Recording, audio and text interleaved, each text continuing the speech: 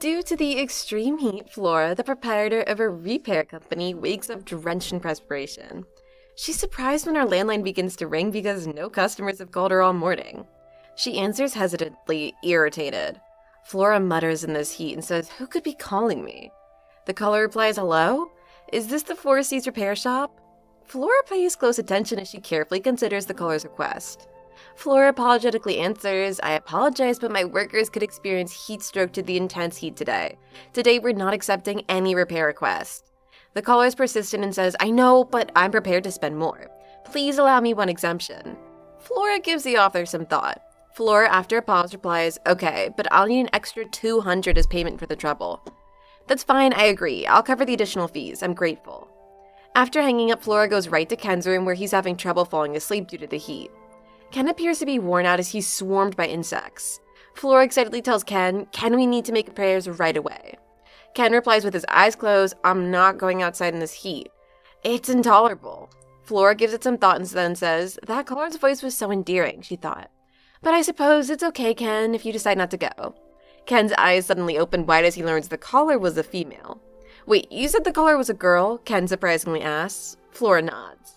"All right, give me the address," Ken says, standing up. "I'll go." Ken takes the address. Ken gets on his scooter, pulls the address sheet out of his pocket, and embarks on his adventure. Ken arrives at his stately home in a lovely garden. He runs into a security officer. The security guard, speaking sternly, says, "Hold on. He must first register to enter." Ken is led to the caller's door after complying with the guard's directions. Ken knocks on the door, but nobody answers right away. When the door unexpectedly swings open to reveal a lovely young girl brushing her hair with a towel, he quickly begins to regret going to the residence. "I'm so sorry to keep you waiting," the girl in an apologetic tone says, "in the shower." "Thank you for entering." Ken is stunned by how stunning the girl is. Despite being stunned by the girl's beauty, Ken maintains his composure. She shows him to her bedroom where the AC repair is necessary. The room's lovely aroma has Ken spellbound. The heat causes the girl to begin perspiring once more. Ken asks her to please bring him a chair so he can access the AC unit, while pointing to the AC. While the girl goes to get a chair, Ken gets to work. She makes small talk while sitting on her bed. The girl curiously asks him, "How's your income now? Does this position satisfy you?" While concentrating on his duties, Ken can't help but still looks at her. Meanwhile, her doorbell starts ringing. She apologizes to Ken and moves out of the room to see who's there. After completing the circuit board repair, Ken wonders why the girl hasn't shown up.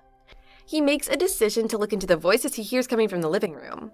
When Ken sneaks a peek into the living room, he's horrified to see the girl bound and surrounded by well-dressed guys. As Ken grasps the seriousness of the situation, his heart begins to race. Ken firmly asks, "What's happening here? Is she in trouble?" Ken is the focus of the men's severe and unwelcoming attention. One of the men approaches, speaking in an authoritative manner. The man aggressively tells him to freeze and starts asking about his identity and what he's doing in the girl's house. Ken is overcome with fear as he realizes the peril he has put himself in. His trembling hands cause his toolbox to fall from his grasp and the scattered tools in all the directions as it crashes to the ground. Fear may be seen in Ken's eyes as he faces the powerful men. He trembles as he sits on his hips and begins to beg for his life, showing how helpless he is. The boss, a balding man who exudes power, believes Ken is a spy or somewhat connected to the girl. He starts questioning Ken and demands to know who he is and why he's in the house. Ken fumbles with his words as he explains that he's a repairman who came to inspect the girl's air conditioner, but got lost trying to find her. Unaware of the circumstance, he came across the disturbance in the living room. The boss looks at the girl, noticing her dropped head and closed eyes as a sign of disappointment, believing Ken would have called for assistance. The bald man turns as he becomes aware that they're now attached. When looking at the girl, the bald man inquires about the veracity of Ken's account. The girl admits that Ken's only a repairman and has nothing to do with her predicament as one of the workers takes off her gag. Ken seizes the opportunity to claim that the girl's testimony supports his innocence and asks to be released. Additionally, the girl begs for his release while highlighting his innocence. Asserting his power, the bald man tells Zach one of his employees used to kill Ken because he's seen their faces. With a knife in his hand, Zach hesitates and begins to beg the boss to spare Ken, aptly stating that he's not their intended victim. The bald man, however, rejects the request and tells Zach to kill Ken as proof of his allegiance. Ken begins to feel threatened as Zach approaches him while threatening wielding the sharp knife.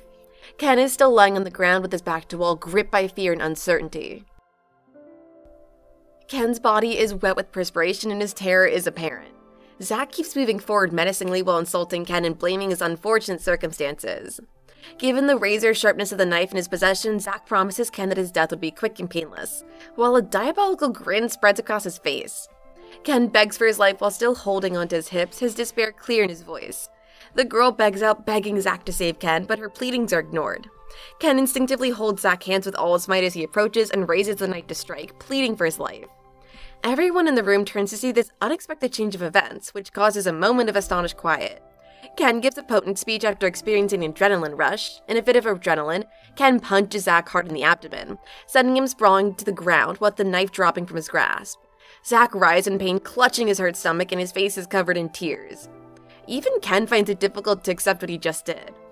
The balding man catches his attention before the female. The bald man approaches Ken with an expression that is a mix of interest and concern.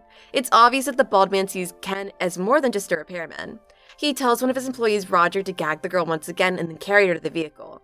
She continues to cry as Roger moves closer to her and covers her face with a handkerchief. They lift the fumbling girl with the assistance of another worker, one holding her feet and the other her arms.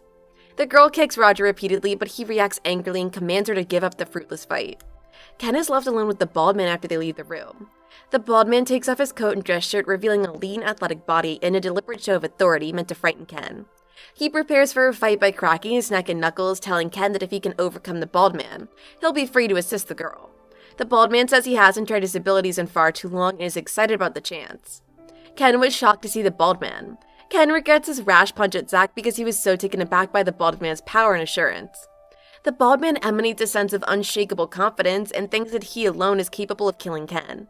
In a last-ditch effort to evade the approaching conflict, Ken takes cover in the corner of the living room while trembling with fear. The girl's constant kicks make it harder for Roger to hold on to the girl as he and his colleague continue the laborious effort of carrying her towards the main gate. He begs her to stop resisting, emphasizing that it will not help her while expressing frustration in his voice. In the meantime, Roger and his companion are conversing, their fantasies running wild as they talk about the alleged activities taking place in the living room. They present a vivid picture of their boss Hui fighting Ken in a vicious and merciless manner, while mocking Ken's cries for mercy. Ken made a truly stupid choice by getting involved, choosing to suffer Hui's low, agonizing death rather than submit to a more immediate end.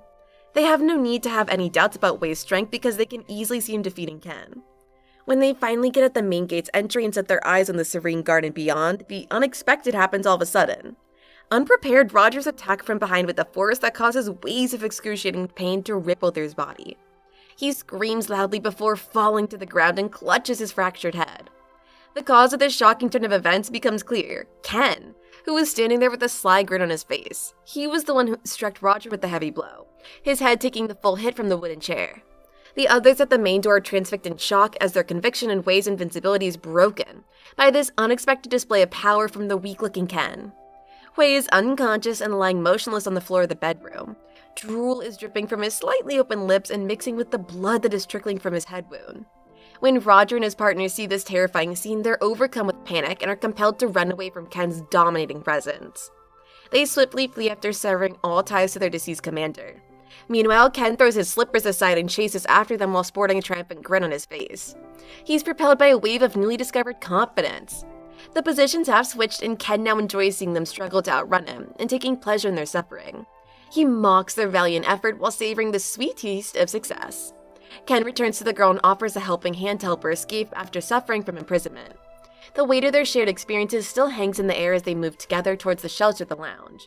Ken releases her from the chains that held her and takes off the material that had muffled her voice. He did it out of charity. He offers her a glass of water out of kindness, hoping to slake the thirst of both her parched throat and her broken spirit. Ken strikes up a discussion as they unwind on the sofa, his speech rich with assurance and appreciation. He emphasizes her good fortune to have him by her side in her time of need while assuring her of the fortunate events that led them together.